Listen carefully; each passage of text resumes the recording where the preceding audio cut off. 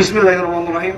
Assalamualaikum warahmatullahi wabarakatuh. Waalaikumsalam warahmatullahi wabarakatuh. Udah beraya aja.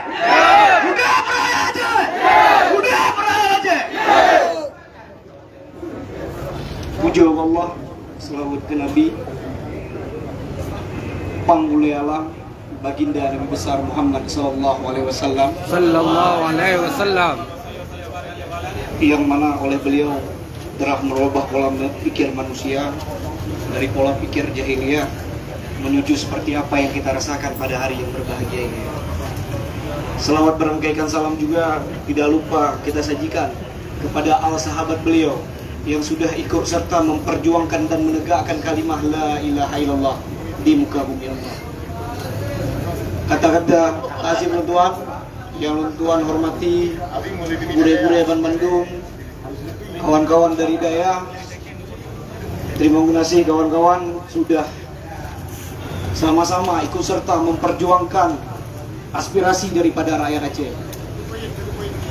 Uronyo hadir kamu keno ayah-ayah Bang Medungnya pimpinan DPR apa leh?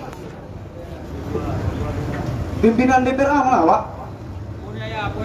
Pun Yahya, Tengku Raja Kemangan, Safarudin, Solong, Hendra Udia. Kami harap itu yang berhadir. John, yang tuonyo rakyat Aceh, awaknya wakil seharusnya jendong ino yang lengo. Kon bagian yang berpelayan dengonyo aspirasi, nyan yang paling penting. Takbir. Hadir kamu konyo berkelam lon di telepon le Tengku Rizki. Halo Rizki dipat dia berkelam lon balik keno. Karena apa kan? Karena kamu manifestasi daripada aspirasi daripada rakyat Aceh. Uronyo punya DPR anak dengo. Ku pastikan setelah ini ada gelombang besar dari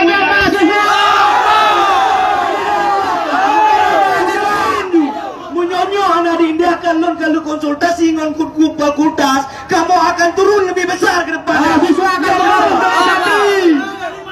Maka lu harap yang hadir ini pimpinan DPR yang punya urusan ketuk-ketuk balu kena wawayo.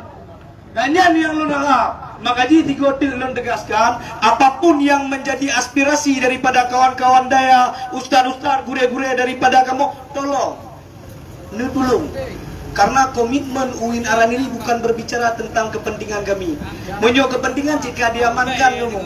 Tapi kan ya, yang ingin kamu sampaikan hadirnya kamu keno menyo pui pegah le bangsa Aceh, pui pegah le rakyat Aceh nyo ke yang kamu sampaikan. Berarti tolak marsuki, berarti UIN Araniri tolak marsuki hari ini.